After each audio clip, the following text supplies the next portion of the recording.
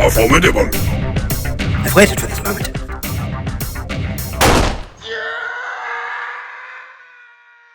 Welcome to the motherfucking lady. We're covering today's top boxing news. Okay, we'll start with this. Some unfortunate news as it pertains to the reigning IBF featherweight champion Nina Meinke, who was operated on her back again. Only a few weeks after her triumph in the double World Cup fight, Nina Meinke has to cope with the next serious setback. The Berlin boxer suffered another herniated disc and had to be operated on again. The sporting high flight became a bitter setback within a short span.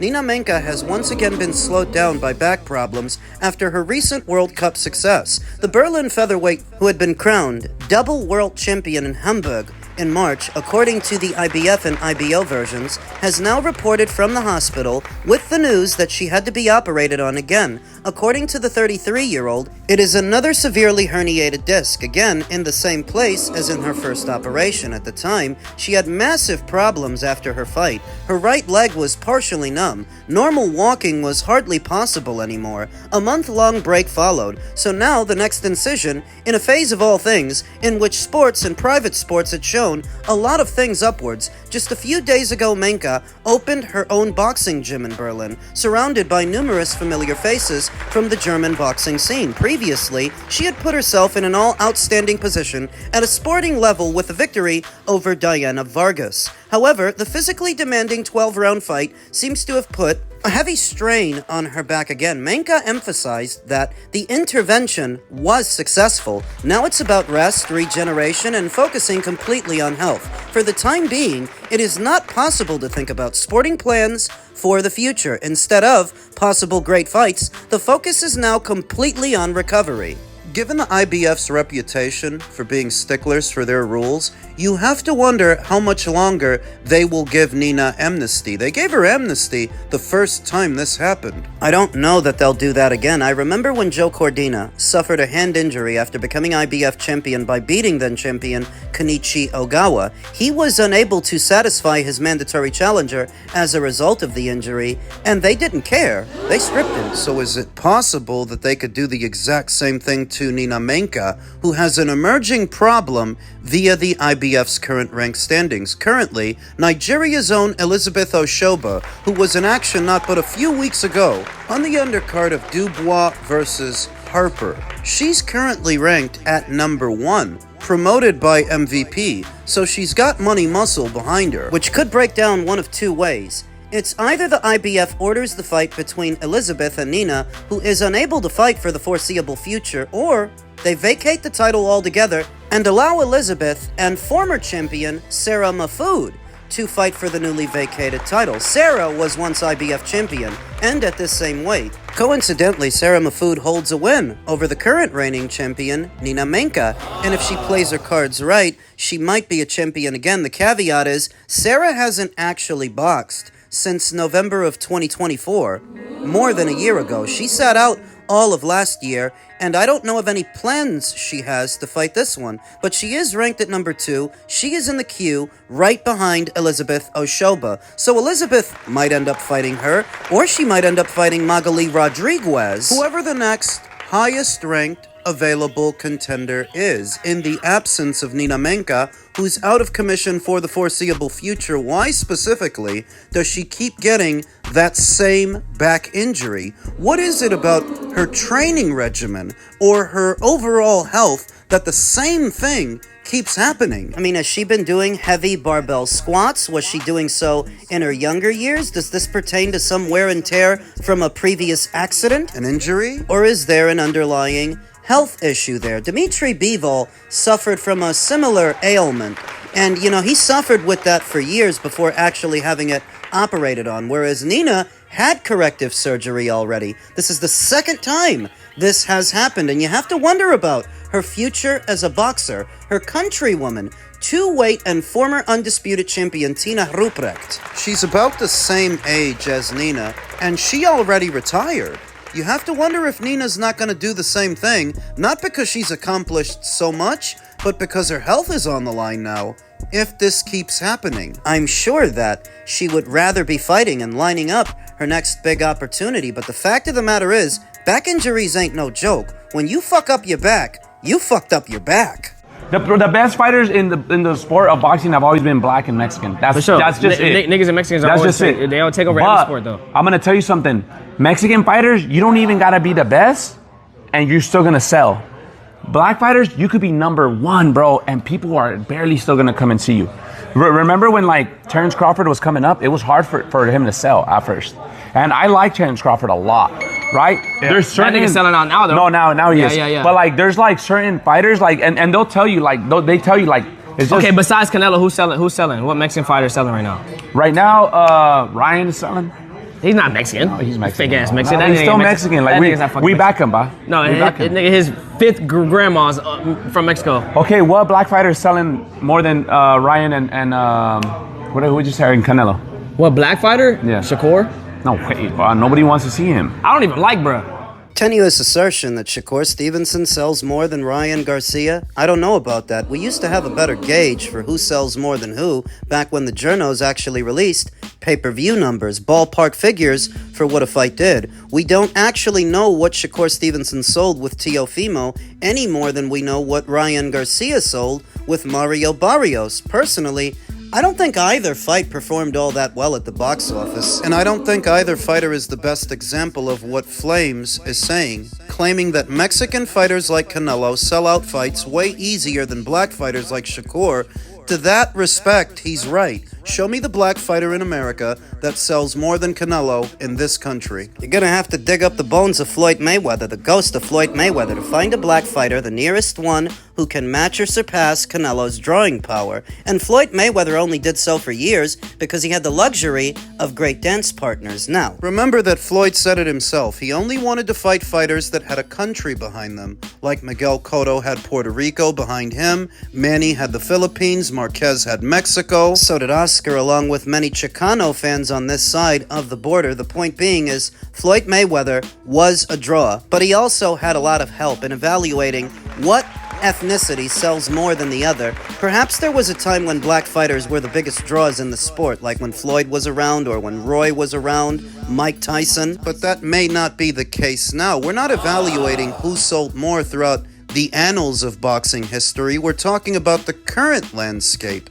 Out there, right now, who sells more? At the risk of ruffling some feathers, I would say that a Mexican fighter in the United States might have a leg up on a black fighter in terms of sales, but it is still contingent upon several factors. Ability being one of the most important ones. Now, why specifically is that the case?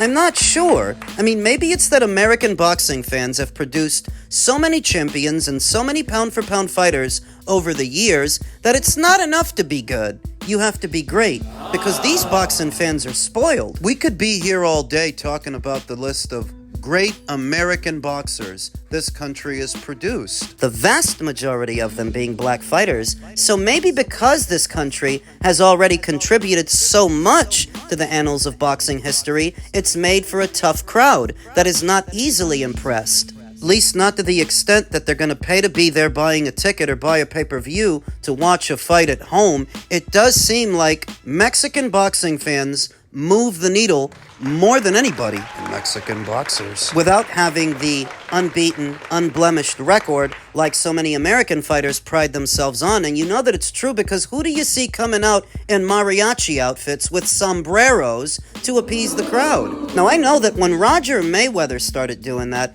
it was because he was dubbed the Mexikiller for beating up on a lot of Mexican fighters way back when. But over the years, it became sort of a rite of passage, a tradition. It did become something else to the point where it's not at all uncommon to see American-born fighters, some black fighters, wearing Mexican colors, a Mexican fight kit, with a sombrero. And they're not doing it for the same reason that Roger Mayweather did it all those decades ago. I remember when recording artist Bun B acknowledged that a large portion of his consumer base was Mexicans, accenting that perhaps this practice is not unique to boxing, but consistent throughout the country. If you have a product or you present something to the public, 9 times out of 10, Mexican Americans are going to be not only your biggest customer base, but also your most consistent customer base. You know what I'm saying? That's just math. That's just basic math. And to not acknowledge that when we're talking about hip hop, look, if you make Houston rap music, nobody buys more of your music than Mexicans. No one comes to your shows more than Mexicans. No one buys more of your merch more than Mexicans play your music. It's a numbers thing. Yeah. You know what I'm saying? And it's important that we acknowledge their participation and their love of the culture. So I wanted to make sure that when Houston hip hop was on that stage at the rodeo, that a Mexican American could look at that stage and see themselves on that stage too. What Bun B is talking about is the exact same thing that Flames guy was talking about, that it does seem like, Mexican fans, be they hip-hop fans or boxing fans, they show up, they support. Perhaps more than some other kind of fan of some other denomination? I don't know. It's a very nuanced conversation, because while it is true that Mexican fighters and Mexican fans definitely move the needle, you could also argue that Shakur Stevenson sells more than Cesardo Ramirez boots. He sells more than Virgil Ortiz. That's a statistical fact. As stated, it's a nuanced conversation. So is it that the Mexican fighter sells more than the black fighter, or is it that the Mexican boxing fan spends more money than the black boxing fan? Long as they're spending their money, the promoters don't give a damn. Currently, the biggest draw in this country is a Mexican national. It's still Canelo Alvarez. He gets out there, everybody's showing up, and that's why, in spite of him being in his mid to late 30s and coming off a loss, having lost all of his belts, guys are still lining up to fight him. Why do you think that is? Stop me when I tell a lie. His own countrymen want to fight him. Guys right here in the United States want to fight him. Guys from the United Kingdom want to fight him. Cubans, they all want a piece of that guy because he's the money. What lends itself to the argument that the Mexican fighter sells more than the black one in the current landscape is that Canelo Alvarez is Mexican, and he does outsell everybody in this country. It's a nuanced conversation. I tend to lean more towards the explanation that it's the Mexican boxing fan that spends more money than any other boxing fan. So if you have a successful Mexican fighter, that's gonna really put a battery in their back. When I think about it, I really do feel like it's about the fans, because they're the ones spending the money more than the individual fighters. Shakur Stevenson sells more than Isaac Cruz and more than William Zepeda, both of which are Mexican. Keyshawn Davis sells more than Oscar Duarte. That's why Keyshawn is a headline fighter and Oscar fights on undercards. But across all these different divisions involving all these different fighters, who are the main patrons of the sport, at least in this country? Mexicans. Shout out to the Mexican bros. So as stated, it's a very nuanced conversation that often elicits a lot of feelings, a lot of defensiveness, sometimes aggression. Though the numbers are what the numbers are, what the numbers show, and numbers don't lie. Now as it pertains to a separate section of the boxing community, separate section of boxing fans that are also really supportive, the Brits across the pond. As it pertains to a fight they have a big appetite for, Anthony Joshua versus Tyson Fury deal is at the late stages as plan including broadcaster emerges. A blockbuster heavyweight showdown between Anthony Joshua and Tyson Fury is getting closer according to Eddie Hearn. Joshua and Fury have been at odds for several years, and despite being in negotiations on several occasions, a squared circle meeting has never materialized. Once again, public anticipation for the bout grew as Joshua attended Fury's recent comeback win over Arslanbek Makhmudov. He refused to face off with his long-term rival, but the pair battled it out verbally as Fury demanded Joshua sign the deal. A plan had been in place for the pair to meet in July of this year, but Joshua was involved in a car accident in December, which had delayed that plan. However, Hearn told Talk Sport that a two-fight deal has been offered to Joshua, which now includes the Fury meeting in November. In a fresh update, Hearn has revealed that it is advancing well, with late details being finalized. He told IFL TV, if we take a comeback fight like this against limited opposition, for AJ's comeback, we have signed to face Tyson Fury. We haven't signed the contract yet, but we are negotiating the final points to come back to the ring in July, then fight Tyson Fury. We haven't quite signed yet, but if we do, all you've got to do is bite your fingernails in July for 36 minutes or less, and you've got the fight of all time. On how a broadcasting agreement could work with Joshua aligned with DAZN DAZN, and Fury aligned with Netflix, Hearn added, "I think the first warm-up fight will be on DAZN. Then the Fury fight will probably be on Netflix. But these are conversations that will be had as we finalize the agreement." There are pros and cons to Netflix stepping in and throwing a huge bag at Anthony Joshua, at Tyson Fury, to be the broadcaster of that fight. The most obvious is they're picking up the tab. The fight happening on the Netflix platform as opposed to DAZN makes it exponentially bigger than it would be if it were on DAZN, and they're willing to pay to play. Anthony Joshua is aligned to DAZN, so to use him, you have to pay the piper, which Netflix has already shown they're willing to when they did the Jake Paul fight. And on short notice. They must have been happy with the metrics they got, because now they're set to pay to use him again for what is an even bigger fight and a truer fight than the spectacle that was Joshua versus Jake Paul. The chances of Joshua and Fury finally touching gloves are at a high point now, with the framework of a lucrative deal closing in. Those things in mind, you can't expect Anthony Joshua to take anybody on risky in July. Hearn believes it won't exactly get the fans off their seats, Anthony's next fight, but will be to a level that can try and give Joshua some rounds. He added, "It's going to be someone where I don't think you guys are gonna look at it and go, wow.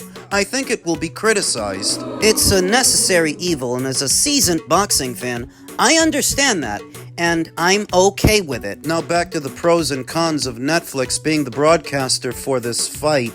The pros are obvious. It's much bigger and more accessible to the consumer if Netflix does it on their platform at no additional charge to their subscribers than doing it on DAZN as a pay-per-view. Letting Netflix have it makes you guilt-free money and exposes the fight to a larger audience. That's the pros. What are the cons? In letting Netflix have the fight, you're not delivering to your broadcast partner, which is DAZN. Frank Warren and Eddie Hearn jointly are aligned with DAZN. Frank built up Tyson Fury upon his return to the sport, and Anthony, He's been with Eddie Hearn from the very beginning, so that now, if these two fighters that you both built up are boxing off platform, to a degree it shortchanges your current broadcast partner and their overall bottom line, because that's essentially saying Joshua versus Fury will not be part of the DAZN Ultimate tier. so why the fuck should you buy into it? If you're about to get a spectacle the size and scale of Joshua versus Fury at no additional charge, why would you then turn around